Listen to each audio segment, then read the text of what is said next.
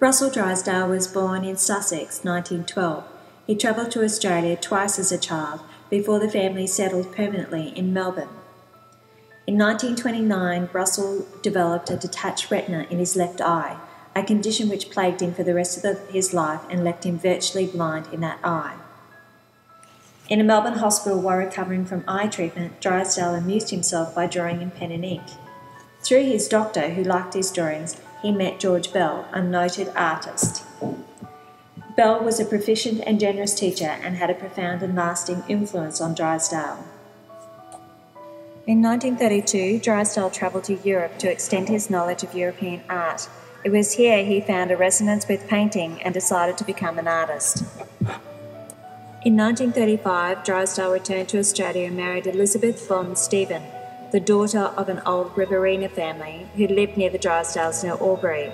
The wedding took place on Drysdale's 23rd birthday. In 1938, Drysdale held his first solo exhibition in Melbourne. Although critics acknowledged his many influences, they realised his potential as an original artist. In 1938, the Drysdales travelled to Europe, their daughter Lynn having been born earlier in the year. He attended art classes in Paris and made regular trips to London. With the war looming, the Drysdales returned to Australia. They lived in Melbourne, but Drysdale found the politics distracting and discouraging. He felt dissatisfied with his own paintings and regarded works such as The Rabbiter and His Family and Monday Morning as student exercises. He commented in later life, "I've always found painting a very difficult thing. It's never been easy." Drysdale's personal crisis was provoked by a rejection for military service because of his defective eyesight. In an attempt to alleviate pressures, son Tim had been born earlier in the year. Drysdales moved to Albury, where Drysdale oversaw shearing at a friend's property. From 1941, the effects of the war in Australia increasingly occupied Drysdale's attention. Images such as the medical examination, soldier, home leave and local BDC parade formed part of Drysdale's personal war effort and fulfilled his need to be somehow involved in the war. In 1944, the Sydney Morning Herald commissioned Drysdale to record the effects of a drought in western New South Wales, considered the worst in history. His drawings of dead trees and animals and eroded landscapes were seen at the breakfast table in households throughout the country. During the 1940s, Drysdale's closest companion was Donald Friend, a noted Australian artist. They had read about some of the deserted gold mining towns in western New South Wales, so they organised a trip to the area. Enchanted, Friend purchased a cottage at Hill End that later became a pleasant retreat for the Drysdales and other artists. Sofala and Hill End provided Drysdale with the inspiration for his most important paintings of the late 1940s, including Sofala, The Cricketers, Picture of Donald Friend, and Woman in a Landscape. Drysdale was the first Australian artist of his generation to receive international attention and acclaim. His solo exhibition in London in 1950 not only launched his overseas reputation, but marked the beginning of a series of solo and survey exhibitions of Australian art shown abroad.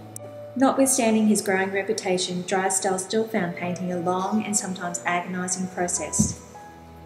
In 1950, he produced approximately 22 paintings, a high point in both his production and quality as an artist. These were exhibited in London. Russell's overseas experience led to a decisive break in his art. A visit to Cape York Peninsula after he returned to Australia generated an intense interest in Aboriginal people, both for themselves and their culture.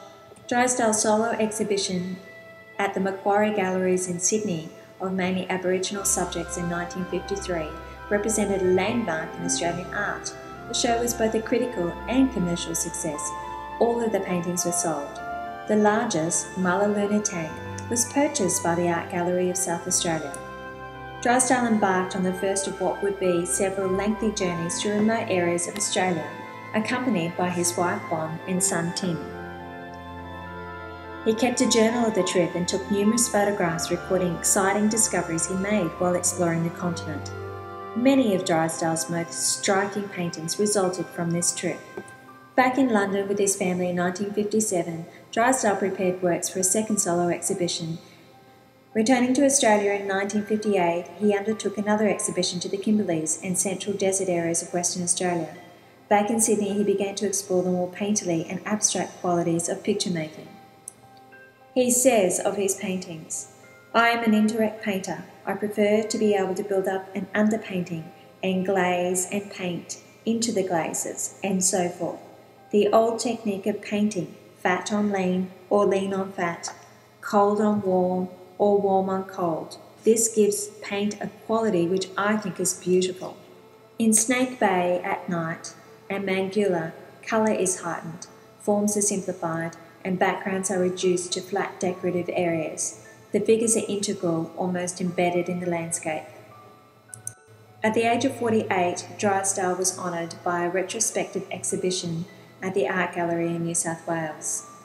The public acclaim he received in the 1960s was overtaken by personal tragedy. In the year that he was appointed to the Art Advisory Board, his son Tim took his own life at the age of 21, which was followed by his wife Bond's suicide the following year.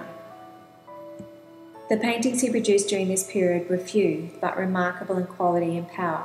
Rocky McCormack, Man in a Landscape, and Young Girl at the Rock Pool represent a pinnacle in Drysdale's treatment of the human figure. In 1964, Drysdale married Maisie Purves Smith, one of his oldest and closest friends. Together they travelled to northern Queensland, and Drysdale returned to Sydney with fresh ideas for an exhibition which opened in London in September the following year. In the last decade of his life, Drysdale produced a few paintings. By 1971, he was working towards what would be his last solo exhibition to include in paintings in London. This time was marked with extensive travel and several medical operations which made painting difficult, but during this period he produced many drawings that sustained his creativity.